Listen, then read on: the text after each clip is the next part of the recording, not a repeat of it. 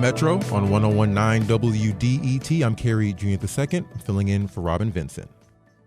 Tourism in the U.S. and Canada has taken a hit amid trade disputes between the two countries. According to Statistics Canada, U.S. travel to Canada in May declined 8% when compared to the same time last year, and Canadian travel to the U.S. in May dropped 38%.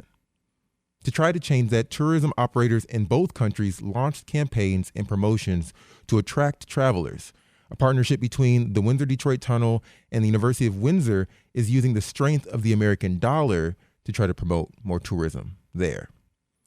The 40/40 campaign is a nod to 40 local Windsor restaurants and the nearly 40% more value per dollar Americans capture when they spend their money in Canada.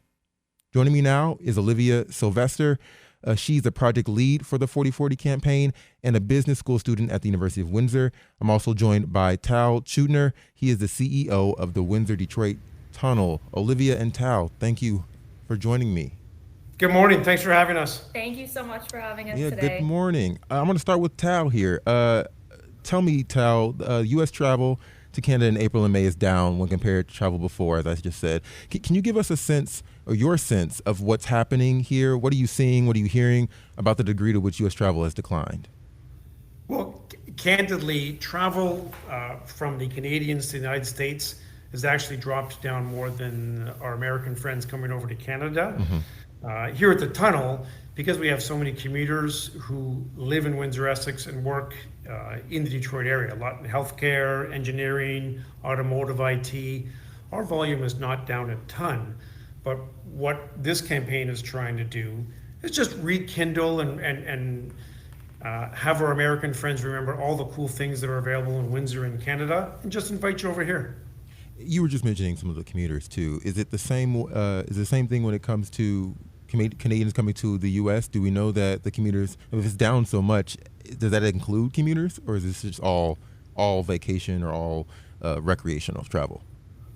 Yeah, I mean, from a statistical perspective, the commuter number has stayed very consistent, but the discretionary travel, especially the travel on the weekends, which is mostly folks that are coming over for dinner, concerts, events, entertainment, from Canada to the U.S., that's down probably 15 to 20% at my crossing, but at other border crossings throughout Canada, you see numbers down 25, 30, even 35% in terms of Canadians traveling less to the United States.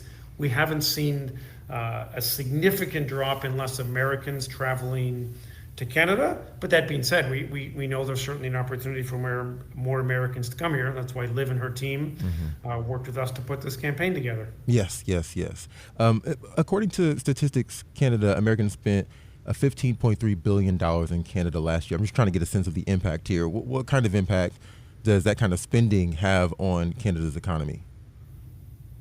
Listen, we're about 1/10 the size of the United States from a population perspective, and our GDP is somewhere in that neighborhood, around 8-9% of the GDP of the United States. So we're not a little country. We are part of the G7. We've got a decent economic footprint on the planet. But again, we're looking at this from a micro level and just trying to kind of do an old school marketing campaign to try and bring Americans who especially live in the Metro Detroit area, your listeners, come over to Windsor. Zoom in then for me. Talk about some of the experiences of business owners in Windsor. What are they experiencing during this time? How are they feeling? Listen, we're seeing some economic impact because of the political challenges that have happened in the last few months. Those are more in the manufacturing, automotive sector right now, but there's certainly a few less tours coming down to the Windsor-Essex area. One of the spin-offs of less discretionary travel from Canadians to the United States is Canadians are spending their money here. So the impact is not as significant as in some other industries, especially from a tourism, a food and beverage perspective. But yeah, sure, we're down a few percentage points. Okay. You're listening to The Metro on 1019 WDET. I'm Kerry Jr. II. My guests are Olivia Sylvester, who's an MBA student and the project lead for Windsor's 4040 tourism campaign, and Czudner, the CEO of the Windsor-Detroit Tunnel. We're discussing how this 4040 campaign aims to attract U.S. travelers to shop in Windsor, given the heightened tensions of trade between the two countries and a significant decline in tourism. Olivia, I want to bring you in now. So tell me, what is the 4040 campaign and how did you all come up with that? Yeah, for sure. So 4040, it's 40 ways to experience Windsor Essex, and it's essentially highlighting the 40% purchasing power that the US dollar has over here. You get more bang for your buck when you come and visit. So it's 40 businesses in Windsor Essex, so each of them offers an exclusive discount. And then for every 6 businesses that you visit, you get an entry into one of our local sponsored prizes. And then if you complete a curated tour, we have 4 of them, you get an extra 3 entries. So essentially it's a centralized digital tour guide. There's like a big map. You can see all the businesses we have. You can see from your location how fast you can get to the distances between the locations. Our tours are kind of like itineraries for an evening out. Basically got everything you want to experience over here in Windsor. It sounds too like you're trying to make it really simple and really easy for folks to come over there. I'm wondering in this process, why 4040? What did you all, like, when this campaign came to mind, like what? Actually, I'm going to ask, what are the goals? What are the goals of this campaign? What are you hoping to see on the other side that gave you evidence to say that we did what we need to do? Absolutely. So I guess some of our goals are just to boost the economy in Windsor Essex, support local businesses. We also want to reestablish old patterns between our countries. People used to come over all the time. There was so much travel between our bordering cities. We have long-lasting historical relationships. So we're trying to bring that back post-pandemic. And you're talking about, post-pandemic. You're not talking about relations not even just last December. No. Way back. No. Okay, got you. Kerry, I'm going to jump in and just age myself for a second. Go 30 ahead. years ago, prior to 9/11, let me back up just a second. Sure. Windsor always knows what's happening in Detroit, and I think sometimes Detroit forgets about their friendly neighbor to the south, as the song goes. Pre 9/11, prior to the implementation of passports being necessary to cross the border, we were filled with Americans. Again, we did about 20,000 vehicles a day coming through the tunnel. Now we're between 11 and 12,000 vehicles a day. We had one casino, we had all the bingo halls, we had all the gentlemen's and ladies clubs. We'd see a lot of Americans downtown in restaurants, Erie Street filled with restaurants. And please don't mistaken, we are aware of the fact that we still have a good amount of Americans that come over and support us, but we think there's a lot more that have just kind of gotten out of the habit of coming here. And the origin of this campaign is just to try and give a little tickle, give a little nudge to say, hey, come on over here. We'd love to have you. Politics aside, this is not a political campaign. This is a friendship campaign. I do want to talk about some of the businesses you all have listed. Olivia, I took a quick glance at the list. You've got coffee shops, record stores, vintage shops, a lot of different types of things. How did you all select the 40 businesses that you chose to highlight?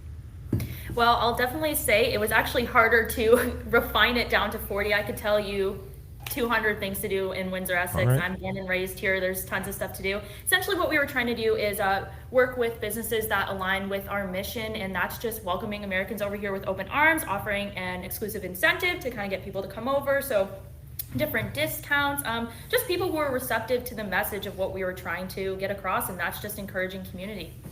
One thing I want to also touch on is the fact that this isn't the only campaign. There's been campaigns on both sides, as I said in the intro, that are, like you said, kind of welcoming Americans with open arms, welcoming Canadians with open arms.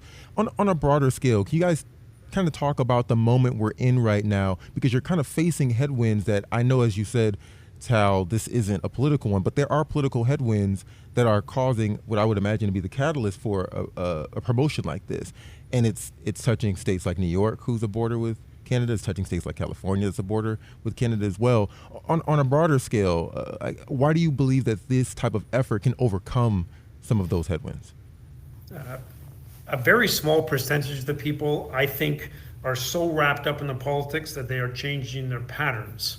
I think there's certainly a handful of Americans who probably have a negative view of Canada right now, but I think the vast majority of Americans still like Canada, still like Canadians, feel safe coming here.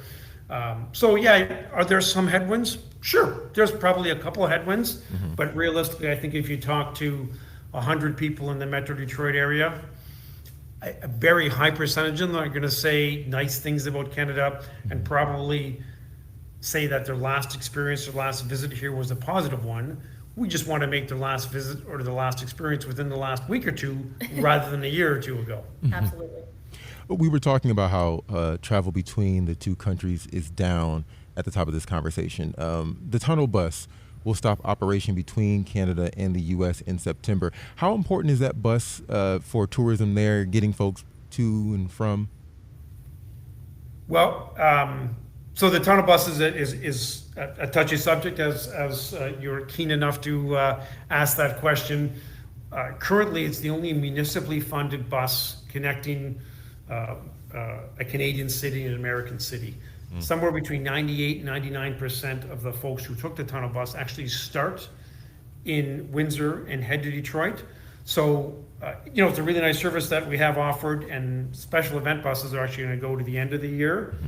So it's a great way for me and a couple buddies to get to a Tiger game or get to the Fox Theater. But realistically, there is already existing a lot of private sector options for folks, or people are just going to drive through. So I think the end result won't have a significant impact in terms of cross-border traffic. People will have to be a tad more creative and maybe book a ride share or book a private bus if they don't want to drive. I mean, isn't there something to be said about folks who maybe can't afford to do those things and them still needing access to be able to get over there, to be able to enjoy Windsor? Sure, but again, I'll just reiterate, a very small percentage of the tunnel bus riders started their journey in Detroit and came to Windsor. The vast majority are Windsor to Detroit, and mostly for events. The tunnel bus during the day will only have a handful of people on, most of them going from Windsor to Detroit. All right. Before I let you both go, I'd like to get an idea of the kind of time people can have if they visit Windsor. You were kind of speaking, you were really excited earlier, Olivia, so I'm excited to hear what you have for me. I want you all to build an itinerary. Build an itinerary for one day and a night in Windsor. What would you suggest? I'm going to start with you, Tal.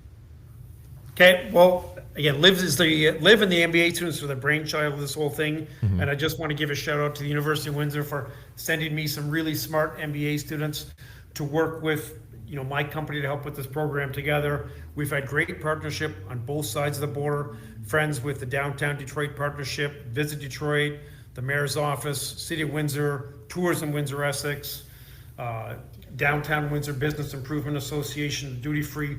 All of these companies, organizations on both sides of the border have been supportive of this program. And actually, I need to give a shout out to media on both sides. This is a good news story. And realistically, there's a lot of negative things that you have the opportunity to write about and talk about. Thank you for giving us a voice to be able to talk about a positive thing. So sorry for taking over for a minute. So if I'm inviting somebody over for 24 hours, I'm going to probably I'm a big coffee guy. I love coffee. So I would probably do the coffee tour that Liv and her team set up. If I'm going to stay the night, realistically, Liv is going to tell you Caesars Windsor. I'm probably going to tell you to head out to a little bit further on the outside. Okay. Again, assuming you have transportation. But I might actually stay out in Tecumseh at the Holiday Inn Express and then drive back through the Walkerville area, hit Twisted Apron for breakfast, just walk around Walkerville area, the brewery, Hiram Walker's. There's a couple of really nice tours. Listen, there's a lot to see and do in Windsor, Essex. Wait, Tal, the coffee tour, what exactly is that?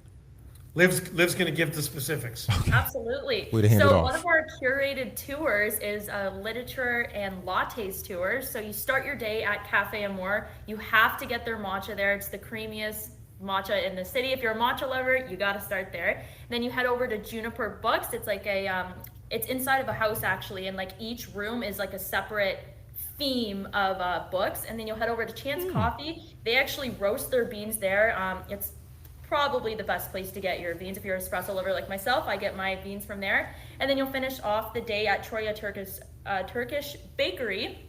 And we have like our routes there. You can do it by on foot, or you can travel. Everything's within a 4-kilometer distance for one of those tours. And then if you complete that tour, you get an extra 3 entries into our grand prize draws. 4 kilometers is just over 2 miles. Yes. Oh, Wow. yes. Wow. There's a lot of coffee. I will say I feel like I'd be hungry at the end of this tour. Was there, I didn't hear a dinner spot. I heard you say a bakery. Do they serve food there? Yes, they do. Okay, But I okay. was actually going to say at the end of the day, you have to hit Asian Republic Eatery, which is Got on the you. 14th floor on Riverside Drive, and it overlooks the Detroit skyline. And actually, Asian Republic Eatery is one of our partners. They're offering 15% off for this campaign as well. And they're like a fusion kind of sushi place, and they have really great cocktails. Awesome. All right, Tal Czudner is the CEO of the Windsor-Detroit Tunnel. Olivia Sylvester is an MBA student and the project lead for Windsor's 4040 tourism campaign. Thank you both for joining me on the Metro and talking about this. Thanks for having us Thank on. you.